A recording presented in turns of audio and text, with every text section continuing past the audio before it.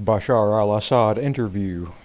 Al Qaeda was created by the Americans with the help of Saudi Wahhabi money. Turkey, Saudi Arabia, Qatar support ISIS.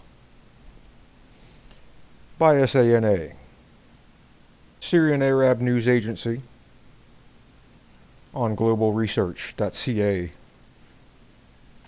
November 20, 2015. Damascus, SANA President Bashar al Assad gave an interview to Italian TV channel Rai Uno. Below you will find the full transcript of this interview. Question: Mr. President, thanks for the opportunity of talking to you. Let's start from Paris. How did you react to the news coming from Paris? President Assad: we can start by saying it's a horrible crime, and at the same time it's a sad event when you hear about innocents being killed without any reason and for nothing. And we understand in Syria the meaning of losing a dear member of the family or a dear friend or anyone you know is such a horrible crime. We've been suffering from that for the past 5 years. We feel for the French as we feel for the Lebanese a few days before that, and for the Russians regarding the airplane that's been shot down over Sinai, and for the Yemenis, maybe.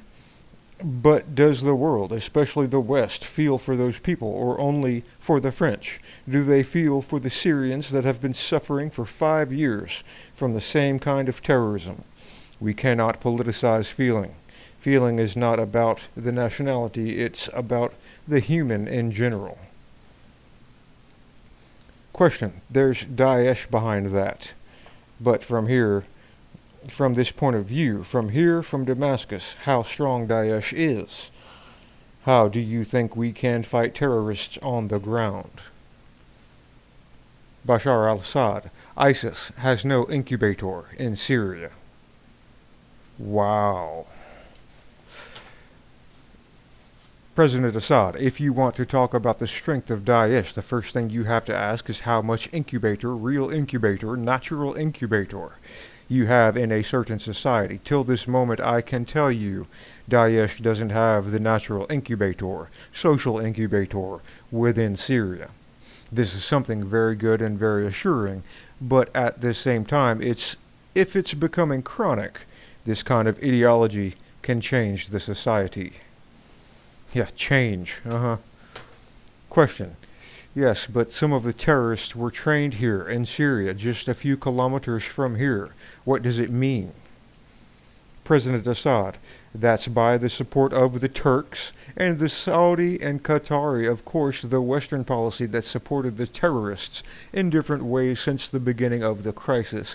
Of course, but that's not the issue. First of all, if you don't have the incubator, you shouldn't worry. But second, they can be strong as long as they have strong support from different states, whether Middle Eastern states or Western states.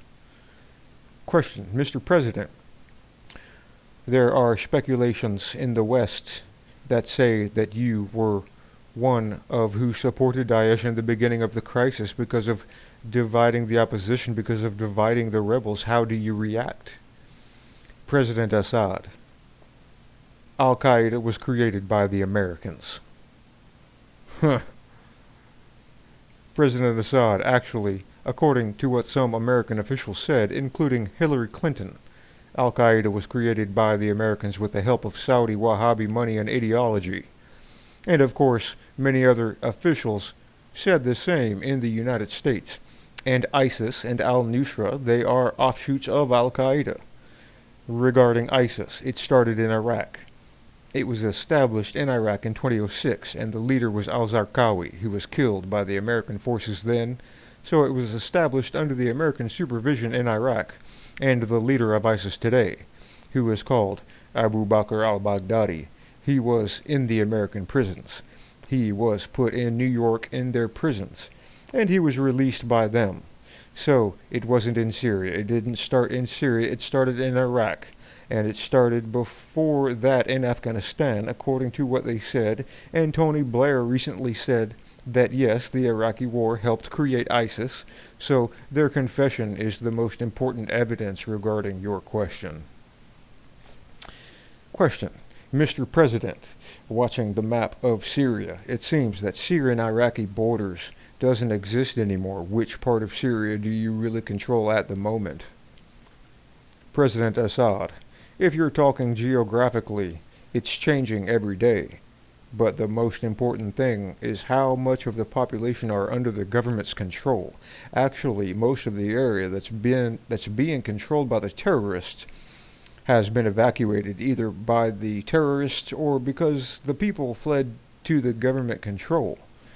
There's the question of how much the Syrian population still supports the government. Militarily, you can win ground, you can lose some area, but anyway, the army cannot exist everywhere in Syria.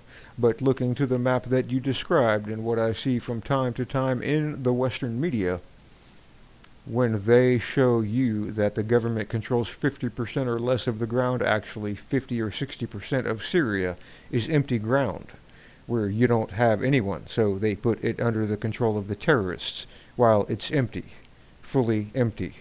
Yeah, smart man. Question. Yes, I spoke about the borders between Syria and Iraq. President Assad, exactly. After Damascus toward Iraq, it's empty space. It's empty area, so you cannot talk about its control. But regarding the borders, it's only related to the terrorists. It's related to the government that supported the terrorists, like the Turkish government, first of all. Wow. The terrorists, like the Turkish government, first of all, and the Jordanian government. Wow, really? The Jordanian government? Both governments support terrorists. That's why you have loose borders, because when you want to have controlled borders, it needs to be controlled from both sides, not from one side. Question. Well, the last weekend there have been two very important meetings talking about the situation in Syria, in Vienna and in Antalya. Most countries are talking about the transition in Syria. There are different positions, but basically most of the countries agree with the idea of elections in 18 months. But they also say that in the meantime, basically, you should leave. What's your position about that? President Assad. The main part of Vienna's statement is that everything regarding the political process is about what the Syrians are going to agree upon. President Assad, no. In the statement there is nothing regarding the president. The main part of Vienna is that everything that is going to happen regarding the political process is about what the Syrians are going to agree upon. So the most output of that phrase is about the Constitution and the president. Any president should come to his position and leave that position according to constitutional procedures, not to the opinion of any Western power or country. So as long as you are talking about the consensus of the Syrians, forget about the rest of Vienna. Regarding the schedule, that depends on the agreement that we can reach as Syrians. If we don't reach it in 18 months, so what? You have many things that I think are trivial now, or let's say not essential. The most important part is that we're going to sit with each other, then we're going to put our schedule and our plan as Syrians. Question. I understand that you consider it an option, the possibility to leave power. I mean, do you imagine an electoral process without you? President Assad, it depends. What do you mean by electoral? Do you mean at the parliament or the president? Question. At the parliament. President Assad, at the parliament, of course, there's going to be parliamentarian elections because the parliamentarian elections is going to show which power of the political powers in Syria has real weight among the Syrian people, which one has real grassroots. Now, anyone can say, I'm opposition. What does it mean? How do you translate it? Through the elections, and the seat that they can get in the parliament will tell how much they can have in the coming government. For example, of course, that will be after having a new constitution. I'm just putting a proposal. For example, now, I'm not giving you the thing that we have agreed upon yet. Question. And about the presidential elections. President Assad, the presidential. If the Syrians, in their dialogue, they wanted to have presidential elections, there's nothing called a red line, for example, regarding this. But it's not my decision. It should be about what the consensus is among the Syrians. Question. But there could be someone else that you trust participating in the process of elections instead of you. President Assad, someone I trust? What do you mean by someone I trust? Yeah, stupid question. I mean, God, they're just prodding and coding. Question. I mean someone else in which you trust that can make this job. What is this, the fucking football game? You don't pass off the presidency to your buddy. President Assad laughs. Yeah, but it looks like talking about my private property so I can go and bring someone to put in my place. It's not a private property, it's a national issue. Yeah, no shit. A national issue, not the Syrians. Only the Syrians can choose someone they trust. Doesn't matter if I trust someone or not. Whoever the Syrians trust will be in that position. President Assad, terrorists are main obstacle of any real political advancement. Question. Let me see if I understood well. Which is the real timetable? Which is exactly your timetable? I mean the realistic timetable to get out of this crisis? President Assad, the timetable. If you want to talk about schedule, this timetable starts after starting defeating terrorism. Obviously. Before that, there will be no point in deciding any timetable because you cannot achieve anything politically while you have the terrorists taking over many areas in Syria. And they are already the main obstacle of any real political advancement. If we talk after that, 1.5 to 2 years is enough for any transition. It's enough. I mean, if you want to talk about first of all, having a new constitution, then referendum, then parliamentarian elections, then any kind of other procedure, whether presidential or any other thing, doesn't matter. If it won't take more than 2 years. Okay, question 14. There's something else about the opposition. In these years, you said that you couldn't consider as an opposition those who are fighting. Did you change your mind? President Assad. We can apply that to your country. You don't accept any opposition that are holding machine guns in your country. That's the case in every other country. Whoever holds a machine gun and terrorizes people and destroys private or public properties or kills innocents, and whoever is a terrorist, he's not opposition. Opposition is a political term. Opposition could be defined not through your own opinion. It could be defined only through the elections, through the ballot box. Question.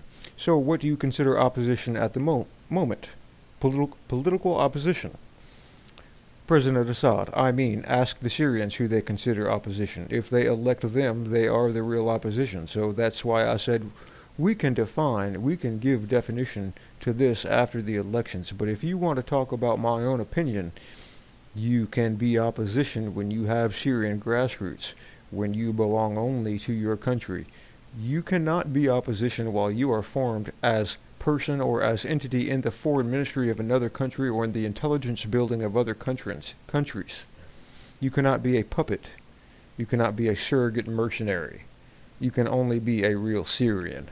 Damn.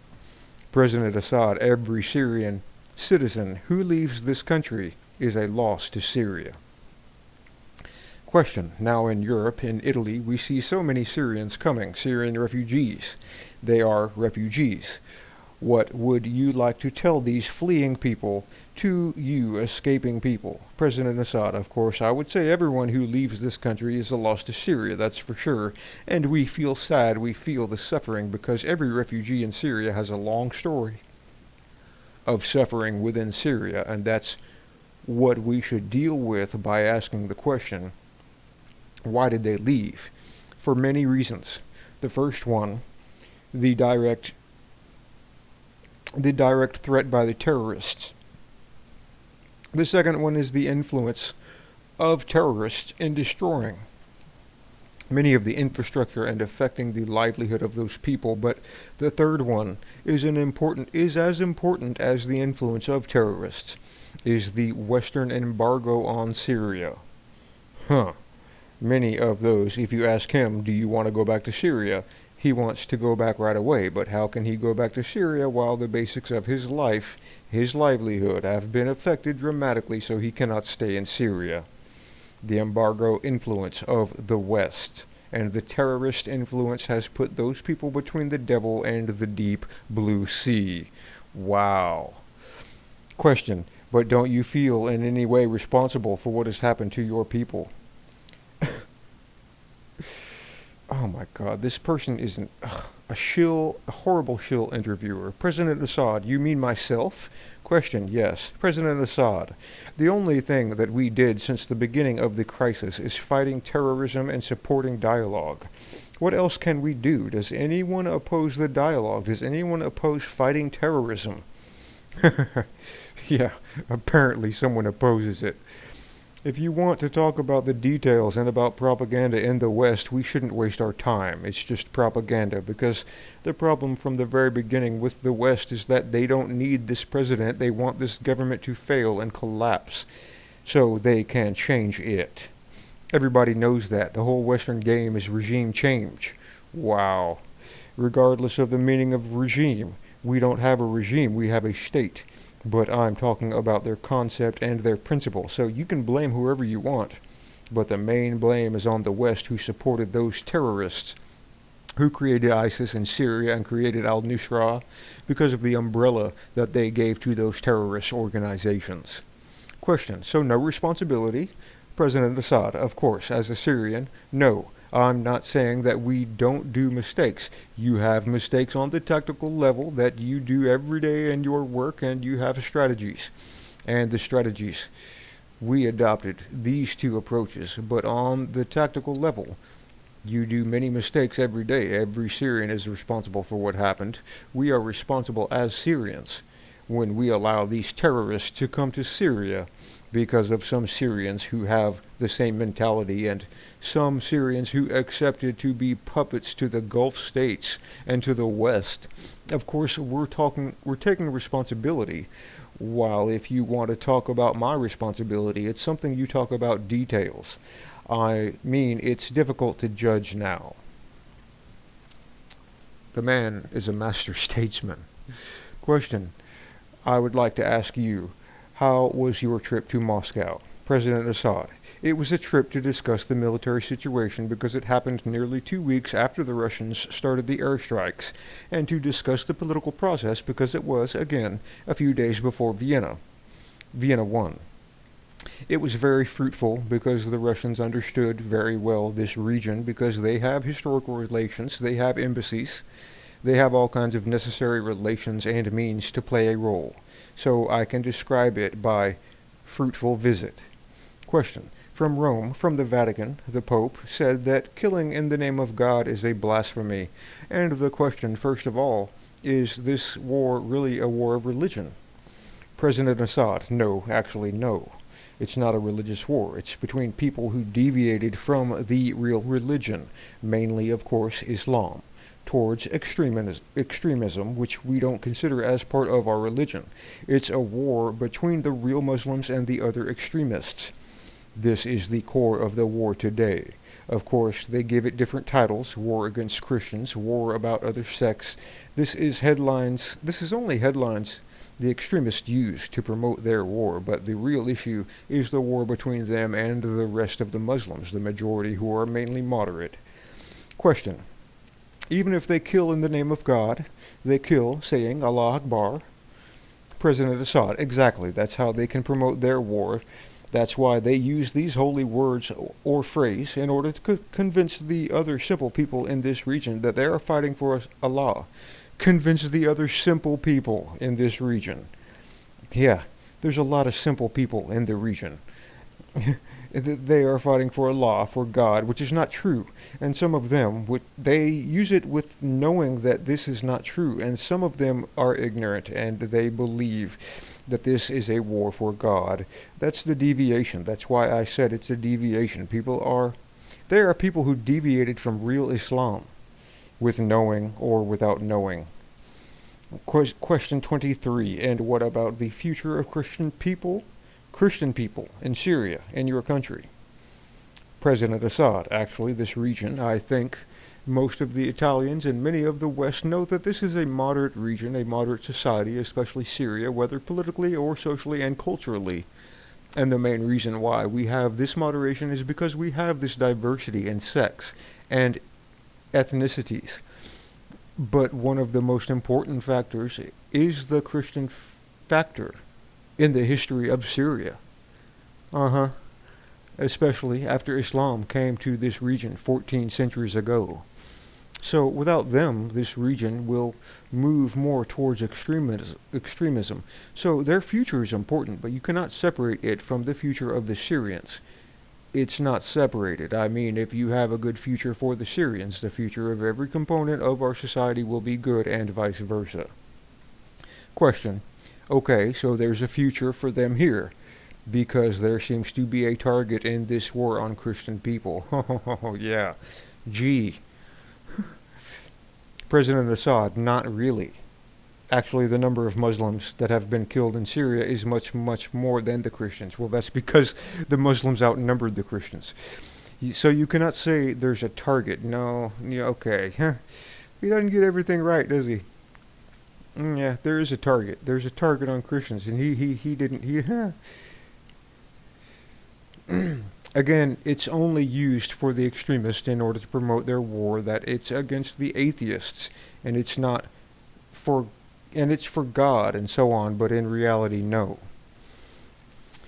Yeah, he's wrong about that. Question. Mr. President, before the end of this interview, let me ask you one more question. How do you see your future? How do you consider the more important, the future of Syria, or you staying in power? President Assad. It's self-evident. The future of Syria is everything for us. I mean, even my future cannot be separate as a citizen. As a citizen in my country is not safe.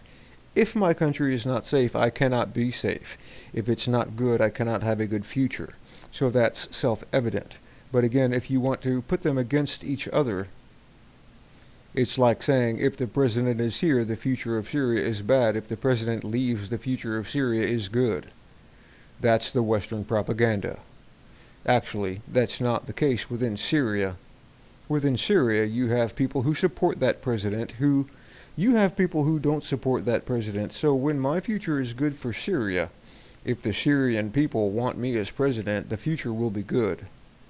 If the Syrian people don't want me and I want to cling to power, this is where, for me, being as president is bad. So it's very simple. So we don't have to follow the Western propaganda to answer according to that propaganda because it's disconnected from reality. I have to answer you according to our reality. Okay, thank you, Mr. President. Thanks for this opportunity. Thank you for coming to Syria.